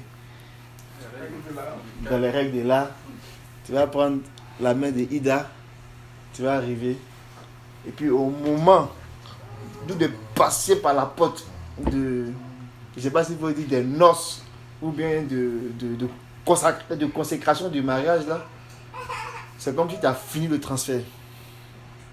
Et puis tu dis, à partir d'aujourd'hui, là, j'ai transféré mon autorité que j'ai sur toi, Ida, là, j'ai transféré ça à ton mari. C'est un processus. C'est l'une des raisons pour laquelle il faut que les parents soient impliqués. C'est pas, oh je m'en fous, c'est ma vie. Mon ami, avant que tu naisses là, le mystère existait. Amen. Donc tu as trouvé ça, il faut respecter ça. Si tu veux faire d'après le modèle. Donc si tu vois que tes parents ne sont pas trop d'accord, et puis ça peut créer, il faut commencer à prier. Parce que la Bible dit que le mariage soit honoré de toutes les parties prenantes là, que chacun soit à l'aise là-dedans. Et ça c'est possible.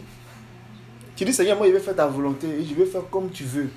Mon papa n'est pas content, ma maman s'oppose, et puis je sais que c'est ta volonté, je sais que ça c'est ce que toi tu veux pour moi. Il faut toucher son cœur. Puis tu commences à prier. Et puis quand tout va se passer comme ça, tu auras un mariage tranquille. Mais si tu commences à faire de la résistance, et puis tu veux passer en force, si l'homme qui doit transférer l'autorité n'est pas d'accord, puis il commence à te maudire, tu seras dans des problèmes. Nous on ne fait pas ça. Faisons d'après le modèle. Amen. Donc c'est un processus de détachement. De détachement. L'homme il va quitter son père et sa mère pour aller s'attacher. La femme, elle va quitter sous l'autorité de son papa pour aller sous l'autorité de son homme.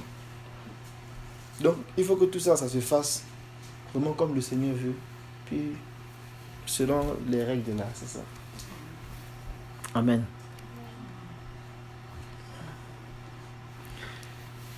Ce processus aussi, ça peut être vu comme un voyage. Et j'aime bien l'expression que le frère Richard a utilisé. C'est un voyage de l'est vers l'ouest.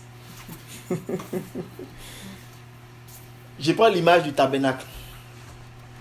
Le tabernacle, pour ceux qui sont familiers avec ça, c'est la maison que Dieu a demandé à Moïse de construire, dans laquelle il allait venir habiter. Il y avait 3 compartiments. Il y avait la grande cour qu'on appelle le parvis. Mais la porte du parvis, c'était situé à l'est. Dépendamment de comment on disposait, là, la porte était à l'est. Donc, quand on veut rentrer pour aller rencontrer Dieu, on passe par la porte du parvis qui est à l'est pour aller dans un autre compartiment qui est le lieu saint. Et on va passer par cette porte-là, par cette entrée du lieu saint, pour aller passer par l'entrée qui sépare le lieu saint du lieu très saint. Et le lieu très saint, c'est là-bas qu'on rencontre Dieu. Donc quand je dis c'est un voyage de l'est vers l'ouest, imaginons-nous que Dieu se trouve à l'ouest. Donc on fait le déplacement pour venir vers l'ouest. Avec l'image du tabernacle. Mais dans cette image du tabernacle, là où je vais vous faire cheminer, la façon dont le tabernacle était disposé, tout ce qui se faisait à l'extérieur de ce parvis, c'était comme la cour. Tout ce qui se faisait à l'extérieur, c'était le peuple qui s'y trouvait. Donc là-bas, il y a beaucoup de bruit. Là-bas, c'est tout le monde qui est là-bas. Et ils ne sont pas dans le parvis, dans la maison de Dieu. Ils sont à l'extérieur. Donc quand tu veux aller rencontrer Dieu, il faut passer le parvis, il faut passer le lieu saint, il faut passer le lieu très saint. Donc, ce qui se fait à l'extérieur, là, je vais appeler ça, si je fais le parallèle avec le mariage, on est un peu comme dans la période des rencontres. Donc, quand on est dans la période des rencontres, où on commence à la période de coups de foudre, ou bien des fréquentations, ou bien des amitiés, on est à l'extérieur du parvis. Vous me suivez? Je suis en train d'expliquer avec le tabernacle pour montrer le cheminement en fait. On est à l'extérieur du parvis, on est avec tout le monde, on n'a pas encore pris d'engagement. Puis on se fréquente de temps en temps, on aime voir, on aime rendre visite, on ne dit rien. On va voir le frère, on va voir la soeur, puis on fait nos affaires, ou bien on se fréquente à l'église, mais on se voit comme ça, et on ne se parle pas, on ne se dit pas encore les vraies affaires. Mais on se dit, si jamais on doit aller plus loin, peut-être que c'est telle personne. Là, on est à l'extérieur du parvis. Donc, la rencontre là, c'est... Tout le monde est là, les gens, on se côtoie, on discute, tout ça. Une fois qu'on passe dans le parvis, on passe à travers la porte du parvis, ça devient sérieux. Avant de passer le parvis, on était en train d'observer. On n'était pas engagé, on n'avait pas une attitude engageante, c'est-à-dire qu'on était lié par rien. Vous comprenez? Mais on pouvait voir quelqu'un qu'on peut estimer, une soeur, un frère, puis bon, on se fréquente, et puis bon, on prend nos gardes, on se respecte, il n'y a pas de problème. Là où ça devient sérieux, c'est lorsque tu as identifié la personne, et puis tu commences à rentrer dans un engagement, vous rentrez dans un engagement mutuel. C'est-à-dire que vous vous promettez l'un l'autre que vous voulez aller plus loin. C'est comme si vous passez au travers du parvis. Donc là, vous vous engagez. Mais, à vrai dire, à partir de là, l'engagement là, que je vais appeler au niveau du parvis, je vais l'attacher aussi avec... Ce que j'ai en train d'expliquer, c'est peut-être un peu plus compliqué, il n'y a pas de tableau. Mais le parvis, là, vous voyez le parvis comme l'esprit. Vous voyez le lieu saint. Ah, tu as en miniature. Vous voyez le parvis comme l'esprit. Vous voyez le lieu saint comme l'âme. Et puis vous voyez le lieu très saint comme le corps. Vous allez comprendre pourquoi je vous ai dit ça. Donc, si on voit le parvis comme l'esprit, on voit le lieu saint comme l'âme, on voit le lieu très saint comme le corps. dans un processus du mariage. À l'extérieur du pavis, je n'ai pas fait d'engagement, je n'ai rien fait. On se côtoie, on se voit. C'est de là-bas, c'est à l'extérieur du pavis là que une des questions, que la question par exemple de la sœur Sonia, c'était quand je suis à l'extérieur du pavis là, comment je regarde les gens? Comment je choisis? Parce que ce qui va se passer, c'est que si tu as attrapé la main de la personne et puis tu as passé à travers le pavis là, ça veut dire que ça devient sérieux. Donc il ne faut pas traverser le pavis avec n'importe qui. Vous comprenez? Parce que vous allez au lieu très saint. Le lieu très saint là, c'est une relation qui va se faire corps à corps. Merci. M'a dit devancier. C'est un ancien. Il est déjà passé par le chemin, il connaît. Il est déjà passé par le chemin, il connaît. C'est ça. Et m'a dit, mais où on s'en va? Amen. À l'extérieur du pavis, là, là, il n'y a pas encore plus d'engagement. Tu es en train d'observer, tu regardes. C'est là que il faut qu'on commence à bien prier. On n'a pas le droit de se tromper là. Il faut qu'on prie bien. Il faut qu'on cherche Dieu. Il faut qu'on interroge. Et dans mes notes que j'avais prises là, c'était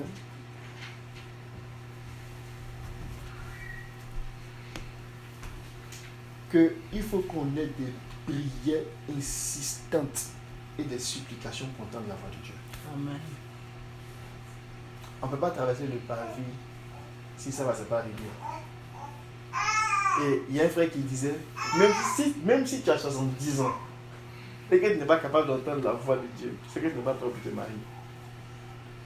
Est-ce que vous comprenez ça? Pour dire que la maturité, ce n'est pas dans l'âge. Ce n'est pas parce que je suis ni vieux que je dois me marier. C'est vrai, tu peux te marier. Les gens se marient dans le monde, tout le monde se marie. Mais c'est spirituellement qu'on est en train de parler. On est en train de dire que quand quelqu'un s'engage dans le mariage et puis qu'il veut faire d'abord le modèle, il faut qu'il soit mature. Il faut qu'il comprenne où est-ce qu'il s'en va. Peut-être qu'ils vont te dire, oh mais toi aussi, ça fait des mariages là, tu parles de ça comme ça, on dirait quelque chose là. Arrête-moi ce mari là et puis tu fais peur aux gens. Non. C'est ce que je suis en train d'expliquer ici concernant le mariage. Je suis en train d'expliquer le mariage selon le modèle. Amen. On peut faire ce qu'on veut. Ça va donner aussi ce qu'on veut. Vous comprenez? On parle de la vraie sémence. La sémence que tu vas mettre en terre, ça va donner le mariage de qualité. C'est de ça qu'on parle. Amen. C'est ça. C'est ça qu'il faut qu'on comprenne. Donc, c'est là qu'il faut prier le Seigneur. Il faut même insister. Il faut même jeûner. Il faut dire, Seigneur, montre-moi. C'est qui tu as choisi pour moi? Seigneur, je t'en supplie. Parce que si tu vas t'allier avec quelqu'un, par exemple, qui n'est pas de la maison de ton père, tu veux pas dire non, c'est pas grave, j'ai prié pour lui, il va se convertir. Tu le prends, vous traversez le pavis, et puis il ne se convertit pas. Vous traversez le lieu saint, il ne se convertit pas. Vous allez dans le lieu très saint. Le mariage est consommé dans le lieu très saint. Il ne se convertit pas. Mais tu as fait comment pour sortir? Tu es dans le lieu très saint. Oh là-bas là. C'est ça. Dans le lieu très saint là, la Bible dit que le sacrificateur il reste lui seul. C'est pas Dieu, il rentre lui seul. Amen. Donc, c'est un voyage. Donc il y a des étapes durant le voyage là qui doivent être des étapes de succès en fait, des facteurs de succès qui doivent être rencontrés dans ces étapes-là. Amen. Donc, pour ceux qui ne sont pas, ceux qui soupirent après ça, ils sont encore à l'extérieur du pavis, puis ils ont commencé à regarder. Ils ne sont pas encore allés plus loin. Je vous encourage à prier, à demander au Seigneur. Parce que moi je dis que non, c'est pas grave. Comment on fait le mariage encore on met Dieu dedans? On dit c'est le mystère de Dieu. Et puis tu dis comment tu vas mettre Dieu dedans? C'est que tu n'as rien compris. Donc on dit non, c'est trop charnel. Le mariage c'est charnel. Il ne faut pas venir mélanger les choses spirituelles avec les choses charnelles. Non, c'est un mystère. Et si tu dis Seigneur, je veux faire d'abord le modèle, oh, le Seigneur va s'empresser de venir t'accompagner. Amen. Tu vas le faire bien mieux. Parce que tu veux faire d'abord le modèle. Donc c'est vraiment important. Lorsqu'on est à l'extérieur du pavis et qu'on commence à observer, observons bien. Prenons notre temps d'observer. prenons le temps de prier. Bon, c'est là maintenant que la chair commence à se manifester. Tu dis, ah, je commence à vieillir. Si je vais observer trop là, peut-être que quand je vais lever la tête, tout le monde est parti. Attends, il y a quelqu'un comme ça qu'on va aller. Tu peux faire ça aussi. À la fois. C'est ça, c'est difficile après. Si tu es pressé que tu prends puis tu t'en vas, pour te retourner, c'est compliqué. C'est pour cela qu'avant de prendre la personne, il faut vraiment chercher le Seigneur. Amen. Le Seigneur est capable de te dire, telle soeur, c'est ta femme. Quand on dit ça, c'est pas seulement dans une vision seulement. Dis, ah ma soeur, il y a eu une vision sur toi. Ce qui est intéressant, le Seigneur n'est pas contre la vision. Mais la Bible dit que si une personne a une vision, que 2, 3 a une vision. Confirmer la vision. Amen. Si quelqu'un prophétise là, que 2, 3 prophétisent aussi. On ne peut pas laisser une seule personne prophétiser. Tu prophétises, c'est bien. Il y a 2 ou 3 qui vont prophétiser avec toi. Donc pour ça, on n'a pas peur. Amen. Donc si un frère vient avec une vision, une soeur vient avec une vision, gloire au Seigneur, on n'a pas peur. Parce qu'il faut que 2 ou 3 aussi aient des visions. Il faut qu'on puisse dire, ça vient du Seigneur. Est-ce qu'on doit avoir peur de ça? Non. Si notre affaire là, on sait que c'est clair que c'est Dieu qui a parlé, Dieu n'a pas peur. Il va dire à d'autres personnes et puis il va confirmer le témoignage. Non, ils n'ont pas peur. Il dit que, ah, il y a eu ma vision, je vais passer en force. Non, il y a eu ta vision, laisse, Dieu va montrer aussi. Les gens vont avoir la vision, puis vont confirmer, puis tout le monde sera à l'aise. C'est vraiment important. Amen. Donc, le parvis là, c'est l'esprit. Quand on passe à travers le portail du parvis, on est en train de s'engager. On est en train de s'engager. Et quand on arrive dans le parvis, c'est comme si on a pris la personne, le couple, et puis on dit, bon, nous on est en train de s'engager, on veut aller jusqu'au lieu saint. C'est ça qu'on est en train de dire, le lieu très saint. Mais dans le parvis, là, il y avait la cuve des reins. Amen. La cuve des reins qui symbolise la foi, la confiance. Donc, quand tu t'engages là, vous vous faites confiance mutuellement et puis vous allez de l'avant. Il y avait l'autel des sacrifices. Quand tu commences à t'engager, tu es prêt, comme on dit, à mettre de l'eau dans ton verre. Et quand tu commences à t'engager là, tu commences à comprendre que c'est un compromis.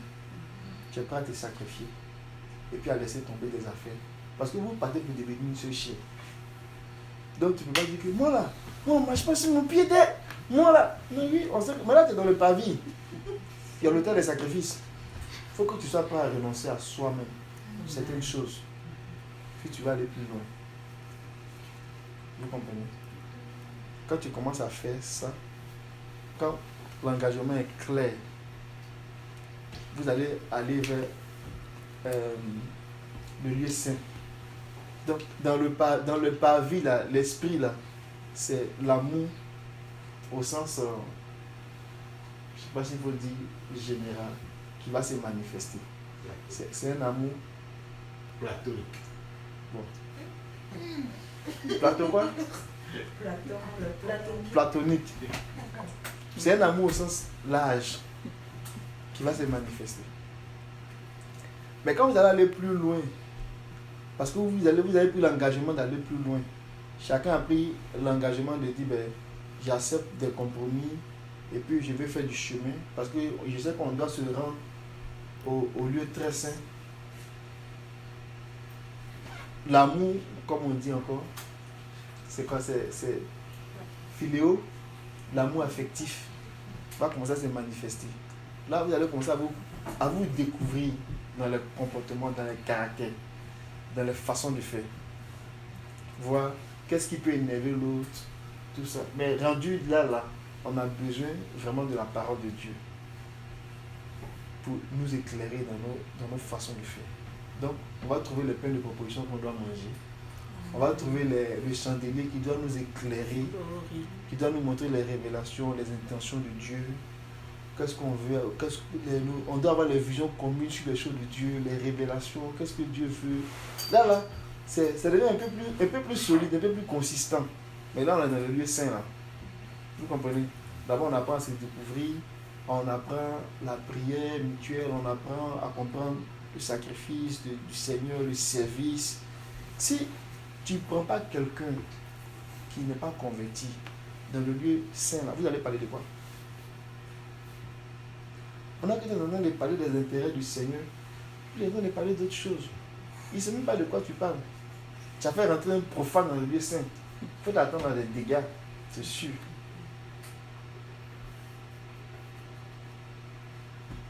C'est pour cela que on est en train d'aller. Si on veut faire selon le modèle, on ne peut pas faire des choses qui sont mélangées. Il faut que les choses soient pures. Parce que si on n'a pas la bonne compréhension des choses, c'est difficile. Amen. Donc, l'amour affectif, là, on apprend les caractères, le comportement, on apprend à se connaître, la complicité.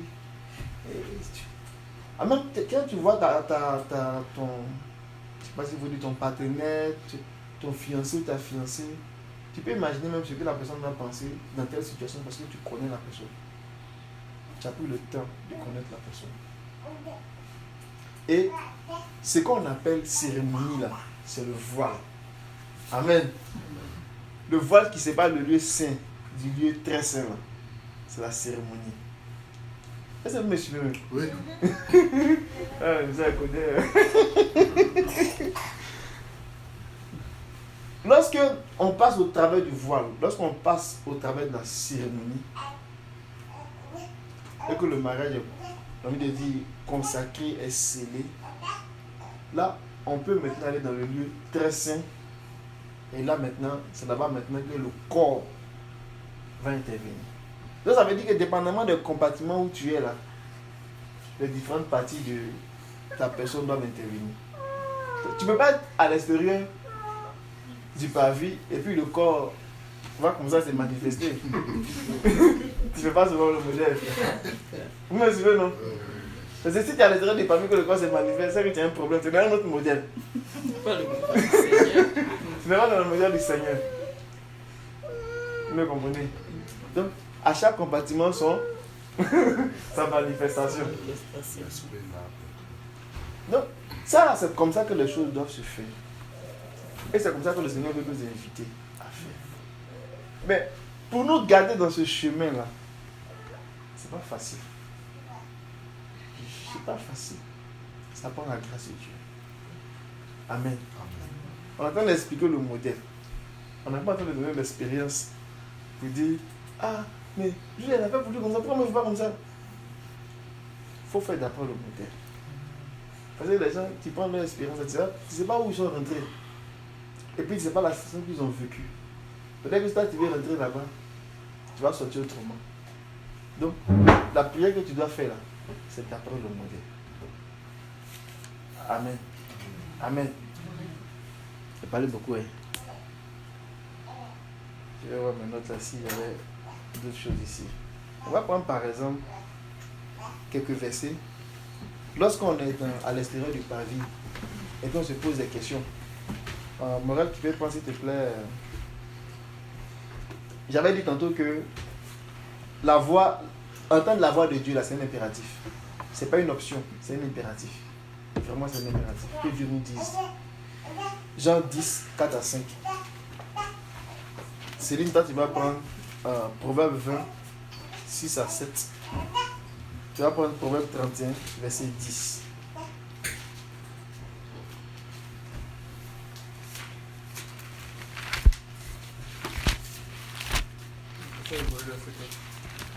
Morel, c'est 10, 4 à 5.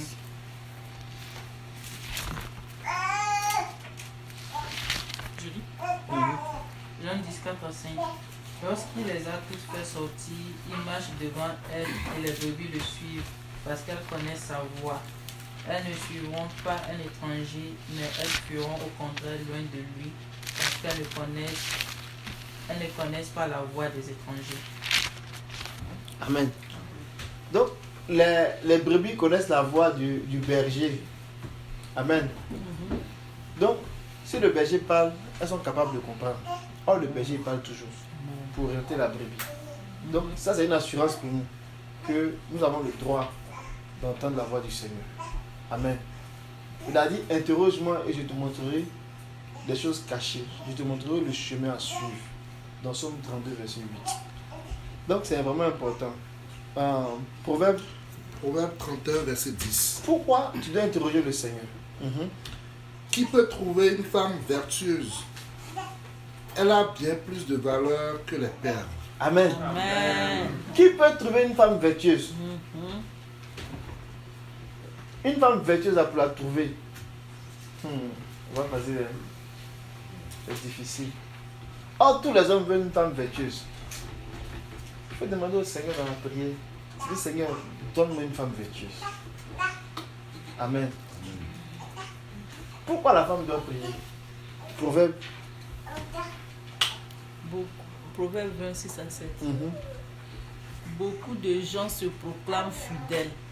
Un homme sûr qui le trouvera. Le juste suit la voie de l'intégrité. Heureux ses fils après lui. Amen. Il y a beaucoup qui se proclament fidèles. Mais un homme sûr, qui peut le trouver? Un homme sûr, qui peut le trouver? Vous les femmes, vous posez la question. Un homme sûr, qui peut le trouver? C'est Dieu seul qui connaît le cœur des hommes. Donc, ne nous fions pas à l'apparence. La femme vertueuse, qui peut la trouver? Les hommes. Je vous pose la question. Qui peut la trouver? C'est Dieu seul. C'est pour cela qu'il faut qu'on prie et qu'on entende la voix du Seigneur. Amen. C'est vraiment important. Donc, c'est pour ce qui est de l'extérieur du parvis, ça nous prend cette attitude de cœur là. Les fiançailles, c'est un élément du processus. Donc le mariage là, c'est un processus. À l'extérieur du parvis, les fiançailles qui vont commencer par entrer dans le parvis, ça va nous conduire jusqu'à, on va traverser le premier voile qui est le lieu saint. On va se retrouver au voile qui sépare le lieu saint du lieu très saint. C'est là que les fiançailles s'arrêtent. Parce que de l'autre côté là, c'est le corps à corps. C'est-à-dire le mariage va se consommer lorsque l'homme et la femme vont aller ensemble. Donc les deux corps vont se fusionner. Amen. Et en général, ça se fait pendant les noces. Vous me suivez? Est-ce que vous me suivez? Oui. Hein? Je parle ouvertement, non? Hein? Pourquoi je parle ouvertement, non? Comment c'est voilé ce que j'ai dit? Non, C'est tout les paraboles. non, C'est bon, hein? Tout les paraboles, c'est correct. C'est ça. Donc, en général, quand les gens disent que le mariage est consommé, c'est quand l'acte sexuel a eu lieu. Mais dans un processus normal, l'acte sexuel va se faire après la cérémonie. On va aux noces et puis là on rentre dans le lieu très saint. Là c'est la fusion de corps. Mais avant ça, le corps n'est pas en jeu. On reste dans le domaine où on apprend à se connaître. On découvre les sentiments et à partir du chandelier et des plans de proposition, Dieu nous aide à nous dévoiler à travers nos caractères pour nous préparer pour le lieu très saint. Amen. Glory. C'est ça que j'ai entendu dire. Mais avant d'arriver dans le lieu saint là, lorsqu'on est dans le parvis et puis on s'engage là, ça prend un minimum de concession. C'est-à-dire que vous faites confiance mutuellement, fidèle, mais vous êtes prêt à mettre de l'eau dans vos vins, à prendre sa part des sacrifices pour pouvoir aller plus loin. Il y a des gens qui commencent les fiançailles et puis ça n'aboutit pas. Parce qu'ils vont se dire, ah non, il crie trop sur moi, mon amour, tu vois, c'est mon Dieu. Ah, tu n'es pas arrivé loin. Et puis tu n'es pas capable. Et quand tu seras dans le mariage, ça sera encore difficile. Donc quand on dit on va pour devenir ce cher là, il y a des compromis qu'on fait sur le chemin. Mais comme on ne peut pas tout comprendre, tout faire, Dieu va venir nous aider avec la parole. Amen. Amen. Dans le lieu très saint là, il y a beaucoup de choses qui vont se passer là-bas pour que notre caractère soit bien forgé, soit bien préparé pour qu'on puisse rentrer. Donc Dieu a pourvu pour ça. Amen. Amen. Et si nous regardons d'après le modèle, normalement ça doit bien se passer. Il n'y a pas d'accident. Amen. Donc je vais terminer sur un élément pour dire que contrairement pour ce qui peut-être concerne les gens ici, bon, on ne sait pas, il n'y a pas eu de déclaration ouverte pour dire que les gens sont fiancés ou ils ne sont pas fiancés. Mais l'église est en train de grandir et puis l'église est en train de se structurer, même se former. Mais ce qu'on doit comprendre, quand les gens sont à l'extérieur du pavis et puis ils sont en train de se regarder, il faut qu'ils demeurent discrets dans la prière. Pas qu'ils parlent beaucoup. Parce que si tu parles, tu commences à dire que pendant que tu es à l'extérieur, tu n'as pas encore pris de position claire. Et puis tu commences à dire, lui là il me plaît, celle-là il me plaît. Et puis tu es là et puis toi, tout le monde te plaît. En un moment commencer, tout le monde te plaît. Il y a un problème. Donc il faut regarder tes affaires là, il faut regarder bien. C'est ça inconsistant. Il faut regarder tes affaires comme il faut. C'est ça. Il faut regarder tes affaires comme il faut. Et puis quand tu vas t'engager, normalement, bon, les gens vont s'engager, ils vont peut-être se parler. Mais la sagesse veut que quand tu commences à t'engager, à passer à travers le pavis là. C'est ça le fiançailles. C'est ça les fiançailles. Les fiançailles vont commencer là. Quand tu entres dans le pavis, C'est ça, c'est ça. Ça a commencé. C'est un processus. Donc avant tout ça, là, c'est à l'extérieur. Avant tout ça, c'est à l'extérieur du pavis. Parce que les fiançailles là, en fait, là, il y a un point de départ.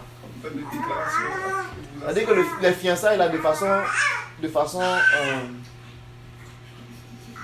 faut dire formelle, si on veut identifier le point de départ des fiançailles là, c'est lorsqu'il y a la promesse mutuelle. Dans les fréquentations, petite amie et tout là, c'est pas dans le modèle. C'est pas. C'est quoi qui est petite amie? C'est petite amie là, c'est à l'extérieur du pavis. C'est quand on est en train de regarder. C'est grande. Parce que si ça devient sérieux là, c'est plus affaire de petite amie. C'est grande. Elle est devenue Est-ce que c'est toujours dans la conception du modèle? Parce qu'il y a quand même, je ne sais pas si c'est lié ou non, mais il y a cette histoire de petite amie, mais plus ou moins dans la logique de l'engagement en fait. Maintenant, Mais c'est l'affaire juste de vocabulaire maintenant. Juste qu'il n'y a pas. Petite amie là, ça veut dire quoi? Il faut expliquer ça, c'est ça. Si tu m'expliques, il y a un pouvoir. Peut-être que tu es capable de savoir si tu es à quel niveau. Dans quel compartiment tu te Ça peut être petite amie et puis tu as pris l'engagement. Oui, petite amie dans le sens où, disons, vous projetez. Tu as donné la promesse. Est-ce Est-ce que c'est dans petite amie tu as donné la promesse? Est-ce que vous êtes donné une promesse? fait la promesse mutuelle? C'est ça. C'est en train d'observer. Tu comprends maintenant? Ok, donc si tu es dans la logique de. Non, pas dans mon petit ami là.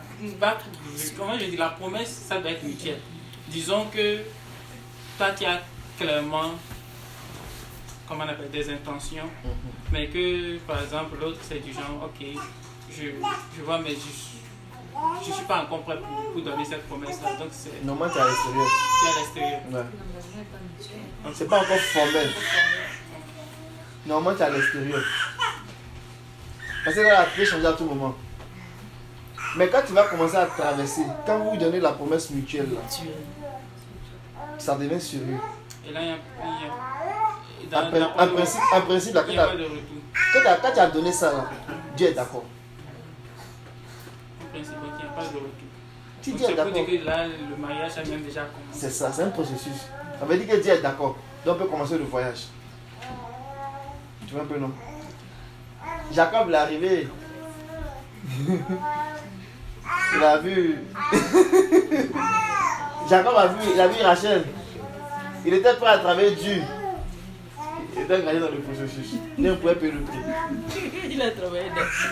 Là, il a travaillé dur parce qu'il est engagé dans le processus. Donc, c'est bien important d'avoir les frontières. Et puis de savoir où tu te situes. Donc, quand tu vas passer dans la partie de parvis, là, par exemple, la sagesse veut que il y ait des témoins. La sagesse veut qu'il y ait des témoins.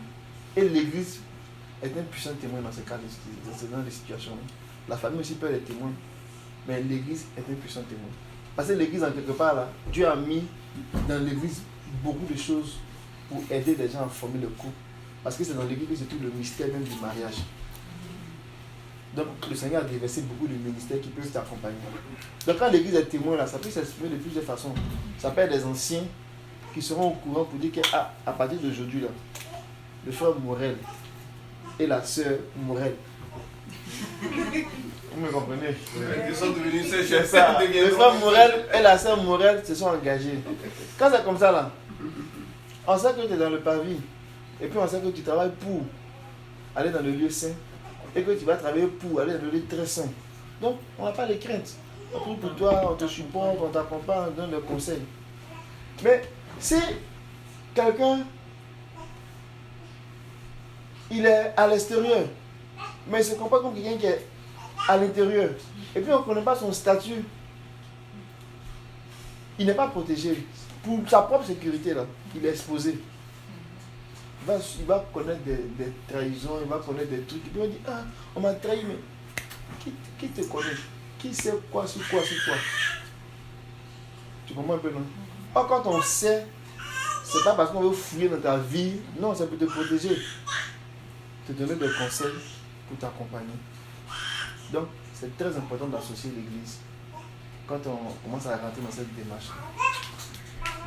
Et l'église est là pour apporter son support et puis nous accompagner. Et même si tu as besoin de prier aussi, pendant que tu es à l'extérieur, tu veux chercher, tu peux aussi approcher les frères. Tu dis, ah, mon sujet de prière, il faut qu'on prie pour ça. Et puis, c'est comme ça qu'on va cheminer. C'est vraiment important.